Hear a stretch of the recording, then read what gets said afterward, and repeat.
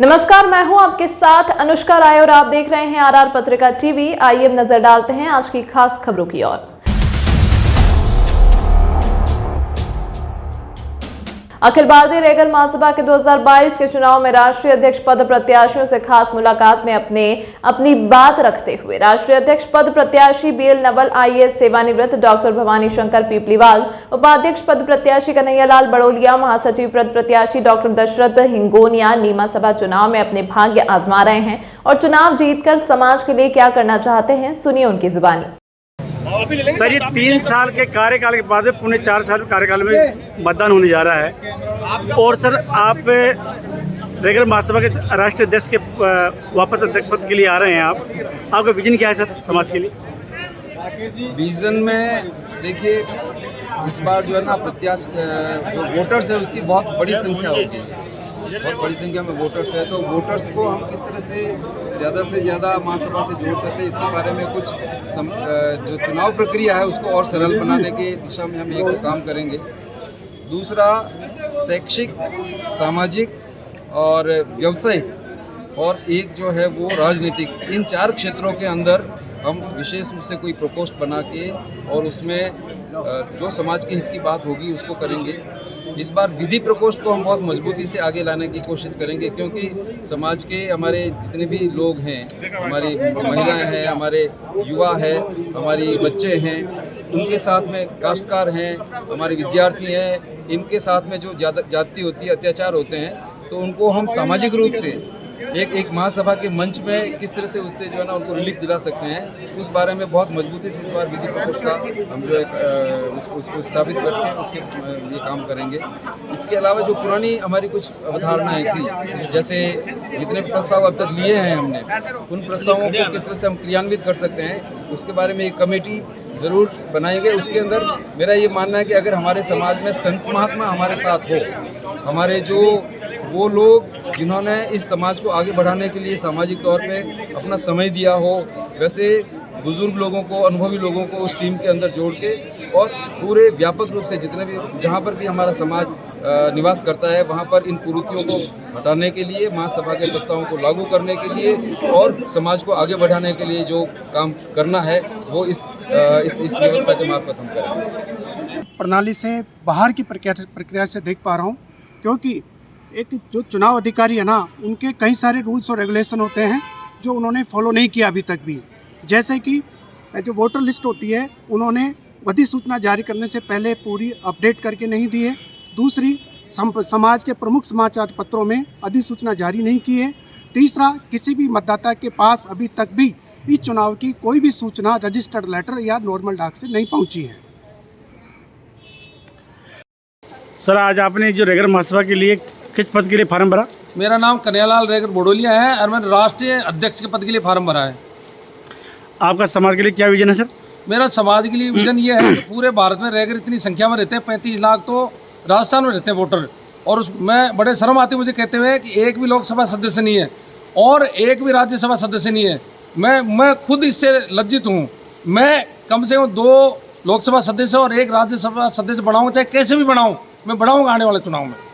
और इसके अलावा राजस्थान की विधानसभा में कम से कम रैगर भाइयों को 8 को एमएलए बनाऊंगा और मैं उदाहरण पेश करूंगा, मैं खुद बनूंगा एमएलए और चाकसूच बनूंगा। और विजन मेरा यह है कि जो लड़के लड़कियों। सर, रैगर महासभा चुनाव होने जा रहे हैं, इसमें आपका क्या विजन है? आपका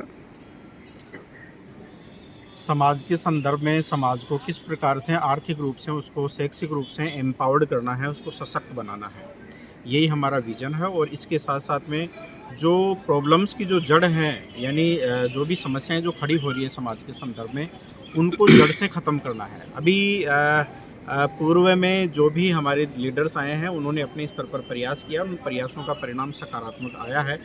लेकिन आवश्यकता इस बात की है कि आज ज्ञान और विज्ञान की दृष्टि से जो है देश और दुनिया में बहुत सारे परिवर्तन जो है आ चुके हैं, चेंजेज आ चुके हैं। तो इन परिस्थितियों में, आज की परिस्थितियों में जो है वो समाधान निकालने पड़ेंगे और नए तरीके से जो है वो सोच विचार के और इनके ऊपर काम करना पड़ेगा, तब जाके इन समस्याओं का समाधान होगा। और यही जो है वो हमारा जो है विज़न रहेगा। और साथ ही साथ जो है ये भी एक विज़न हमारा ये रहेगा कि आने वाले टाइम में हमारे समाज के जो है स्कूल, कॉलेज जो है अलग अलग जो है इंडस्ट्रीज़ वगैरह हैं वो डेवलप हो और ज़्यादा से ज़्यादा लोगों को रोज़गार जनरेट हो ताकि उनको सही दिशा मिल सके। यही हमारा विज़न हो रहेगा। आपका क्या रहेगा विचारधारा? देखिए, आज एजुकेशन की जहाँ तक बात आती है तो देश में 4 प्रकार की एजुकेशन चलती है। एक है स्टेट बोर्ड, एक है सीबीएसई बोर्ड, फिर उससे ऊपर जब हम चलते हैं तो फिर आईसीएसई और इंटरनेशनल बोर्ड है। तो यदि हमें समाज को आगे बढ़ाना है तो कहीं ना कहीं हमें इस जो स्टेट बोर्ड और सीबीएसई बोर्ड से ऊपर निकलकर हमें इंटरनेशनल और आईसीएसई बोर्ड जैसी सुविधाएं बच्चों को देनी होगी और वैसा ही उनका सोच और उनका विज़न हो देना होगा ताकि जो है एक तरह से समाज को एक सही दिशा मिल सके और सही अर्थों में, यानी कि एक तरह से हमारे तो इस ये हमारा जो है वो फोकस है वो रहेगा शिक्षा के संदर्भ में। सर, समाज पे आए दिन अत्याचार हो रहे हैं, इस मामले में क्या प्रसंग लेंगे? अत्याचार के संदर्भ में संविधान के द्वारा व्यवस्थाएं की हुई है, लेकिन सबसे बड़ी प्रॉब्लम है कि संवैधानिक व्यवस्थाओं को लोग जान नहीं पा रहे हैं, समझ नहीं पा रहे हैं। SC/ST एट्रोसिटीज़ एक्ट 1989 के तहत बहुत सारी ऐसी प्रोविजंस हैं, तो उनके तहत एट्रोसिटीज़ को जो है वो दूर किया जा सकता है। लेकिन बात यह है कि इसके ऊपर काम करना पड़ेगा और हम पहले से काम करते आए हैं कि किस प्रकार से एट्रोसिटीज़ है उसको रिड्यूस करना है। तो इस बारे में हमने पहले भी जो है गवर्नमेंट ऑफ इंडिया को, गवर्नमेंट ऑफ राजस्थान को हमने चार्टर दिए हैं और उन चार्टर्स में हमने ये बताया है कि पिछले सालों में अब तक जो है कितनी एट्रोसिटीज़ हुई, यानी फर्स्ट और जो सेकेंड वर्ल्ड वार में जितनी हत्याएं नहीं हुई, जितने मर्डर नहीं हुए, उतने एट्रोसिटीज़ के जो है इंडिया में लोग हम शिकार हुए हैं। तो उसमें रेगर समाज भी कहीं ना कहीं पर उसी निचले तबके में आता है। तो वही जो प्रोविजंस हैं इस एट्रोसिटीज़ को रोकने के संदर्भ में, वो हम इनके लिए भी वही करने वाले हैं जो पहले से करते हैं।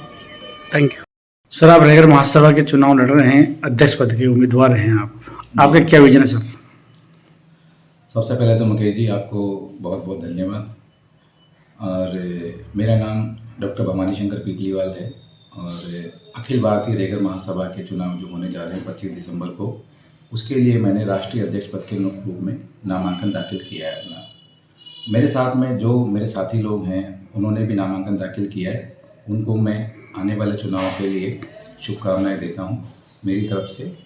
और विजन की जो बात है, मेरा मानना है कि हमारे समाज में जितने भी चुनाव हुए, जितने भी पदाधिकारी बन के आए हैं, उन्होंने अच्छा काम करा है।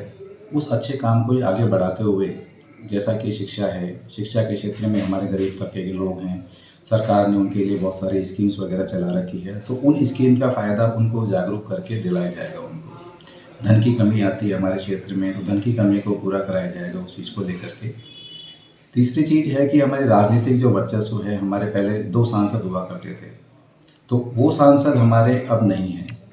जनसंख्या हमारी इतनी ज़्यादा है, मतलब करीब करीब यूँ मान के चलो कि 1 करोड़ के आसपास हमारी जनसंख्या है, लेकिन हमारे जो रेगर महासभा के जो सदस्य हैं करीब करीब 12,500 सदस्य हैं इस समय, जो कि बड़ी सोचने वाली बात है। तो मेरा मकसद ये रहेगा कि जितनी भी योजनाएं हैं, सरकार की योजनाएं हैं, उनको जन जन तक पहुँचाना है, उनका लाभ दिलाना है। हमारे समाज के ऊपर जितने भी अत्याचार होते हैं उस अत्याचारों का पुरजोर विरोध करना है, ताकि भविष्य में इस तरह की दुर्घटनाएं हमारे समाज के साथ में ना हो। इसके अलावा और भी बहुत सारे मेरे प्लान्स हैं, लेकिन उन प्लान्स को मैं तभी अपना टाइम दे पाऊंगा या तभी सब चीज़ें कर पाऊंगा जब मैं उस चीज़ में आगे बढ़ जाऊंगा चीज़ों को लेकर के। इस अंक में फिलहाल इतना ही। अगले अंक में आपसे फिर होगी मुलाकात, तब तक के लिए नमस्कार।